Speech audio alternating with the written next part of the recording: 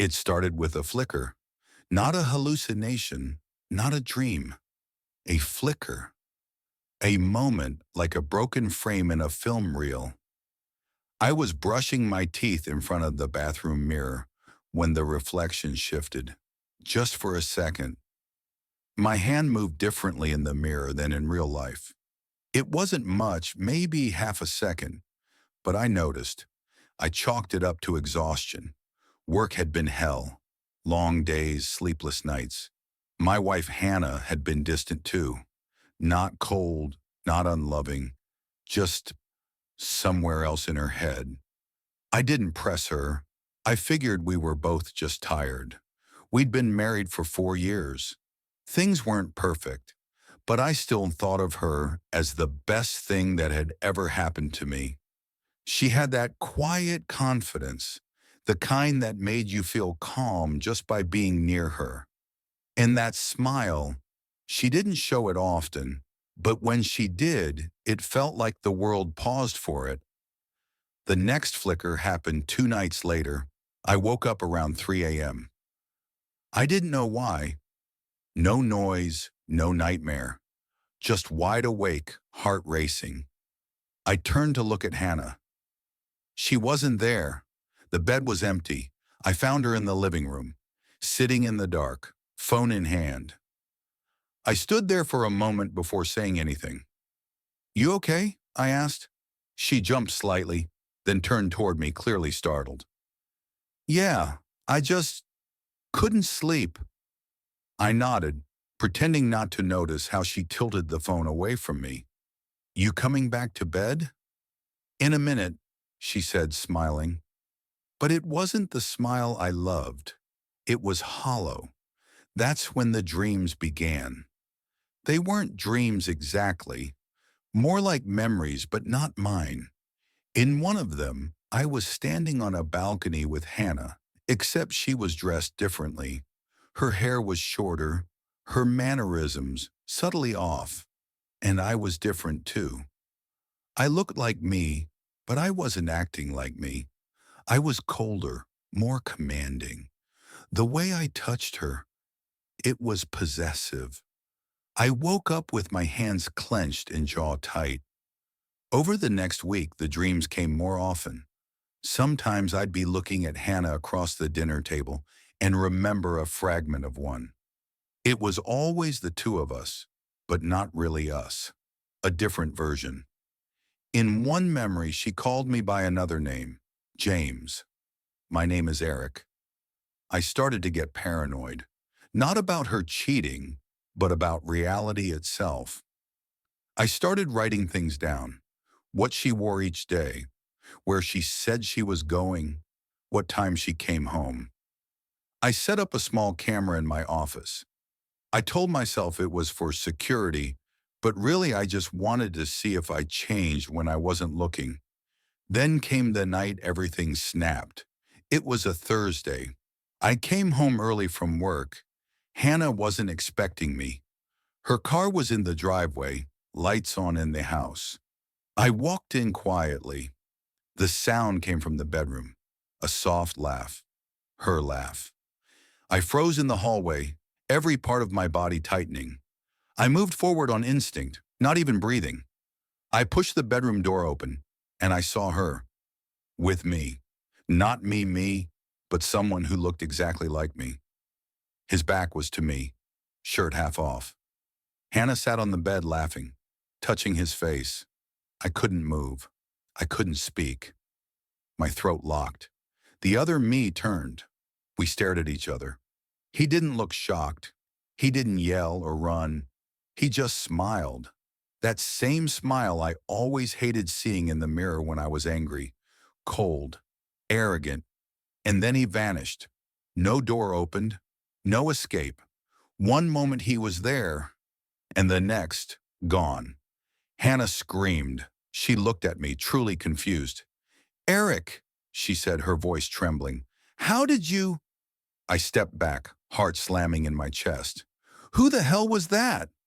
She didn't answer, just shook her head, eyes wide. "You saw him too," I said. I don't know. I thought it was you." I couldn't stay. I ran. Out of the house, down the street. I didn't know where I was going. Everything in my mind was tearing itself apart. That face, that voice, that me, but not. I spent the night at a motel. I didn't sleep. The next morning I went back. Hannah was sitting at the kitchen table, pale and hollow-eyed. "We need to talk," she said. So we did. For hours. And slowly, the impossible unraveled. She told me she'd been having dreams too, of another life, with a man who looked like me, but wasn't me. He was colder, more aggressive, but familiar. She thought they were just dreams, until she started seeing things. That same flicker in the mirror, the sound of someone breathing in an empty room. Then the man started appearing when I wasn't home. Hey there, I'm glad to see you on my channel. Make sure to subscribe as we post amazing stories every single day. At first, she thought she was losing her mind, but he'd act like he lived here, like he was me. He knew everything, our history, our house, our inside jokes. She started doubting herself. The only way she knew it wasn't me was the way he touched her. And that's when the guilt began eating her alive. Because part of her, a small, terrified part, felt something for him. Not love, not comfort, but a haunting familiarity. I didn't know what to say. Was he a ghost? A doppelganger? A split version of myself? A projection of something buried? We tried to rationalize it. We looked into sleep paralysis, schizophrenia, mirror theories, even alternate realities. Nothing gave us clarity. So we made a pact. We would stay together. We would document everything. We would never be alone in the house. And we would find the truth. That's when the deeper layer of the horror revealed itself. The next morning, I woke up on the couch, my neck stiff and my heart heavy. The sun pushed through the blinds like it was forcing me to face the day. I hadn't slept well. I kept seeing her eyes, those eyes that had seemed to hold galaxies inside them. I couldn't shake the feeling that something wasn't right. I checked my phone. A message from Liam. "Yo, everything okay? You seemed weird yesterday." I didn't reply. I didn't even know how to explain. I just needed to know if I had lost my mind or if something beyond reason was truly unfolding around me. I drove to the cliffs again, this time in broad daylight. Hikers passed me on the trail, and everything looked painfully normal. But when I got to the spot where I'd met her, where she'd stood barefoot and smiling in the moonlight, there was nothing. No trace of her, not even footprints. And yet, in the dirt beneath the large oak tree, I saw something glinting. It was the ring, the same antique-looking ring she'd worn the night we met. I picked it up, and I swear I felt a cold pulse run through my hand, like touching it had temporarily frozen my bloodstream. I pocketed it and turned back toward the trail. A woman was walking in the distance, long dark hair swaying behind her. For a moment, I thought it was her again. But as I got closer, she turned and gave me a confused look. Not her. Back home, I placed the ring on my desk. The rational part of me told me to forget her. Maybe I'd hallucinated. Maybe it had been a trick of the moonlight, a stranger who vanished before I could say goodbye. But the emotional part of me was already too deep.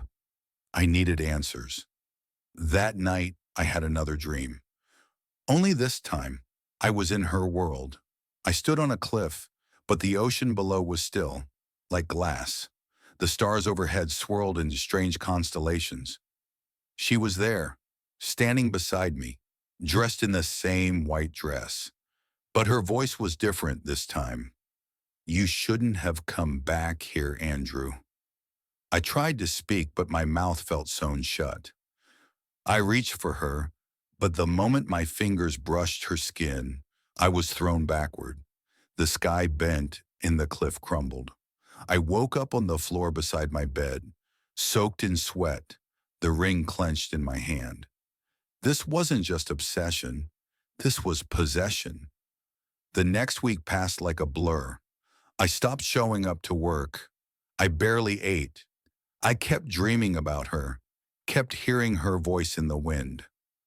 I started seeing her reflection in places she couldn't be, in mirrors, in puddles, even in the dark screen of my phone. I tried everything to let her go. I threw the ring into the river, burned the sketches, blocked every memory, but she came back anyway. Until one day, everything changed.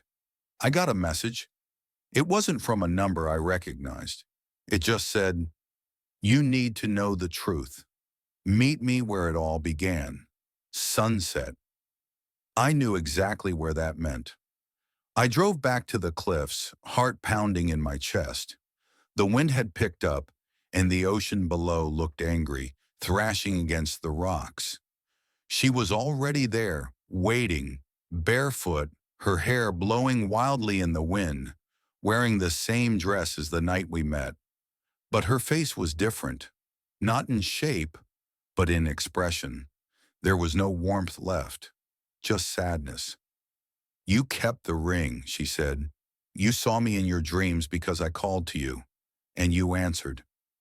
I couldn't breathe. "What are you?" She stepped closer. "I was once like you, a girl who fell in love too hard, too fast. But I died here, years ago, jumped from this cliff thinking my love would follow. He didn't. But now, you have." The cliff beneath me felt like it was shifting. I stumbled back. "Wait, what do you mean? I'm not—" "I didn't." She shook her head gently. "You crossed a line you weren't meant to. By dreaming of me, you brought me back. And now I'm part of you." I looked down. The ring was back on my finger. "You don't have to be afraid," she said, "but you can't go back to your old life. Not fully. You've seen the in-between. Once that door's open, it stays open." I turned and ran. I didn't stop until I got back to the car. Weeks passed. I started therapy. I deleted every drawing. I moved to a different town. I told myself it was over. But sometimes, just before I fall asleep, I hear her voice again. Not angry, not sad, just present. And when I look at my hand, I swear the ring is still there. Maybe I'll never know the truth. Maybe she was a ghost, a memory, a fragment of another life. Or maybe I loved someone who didn't exist until I made her real.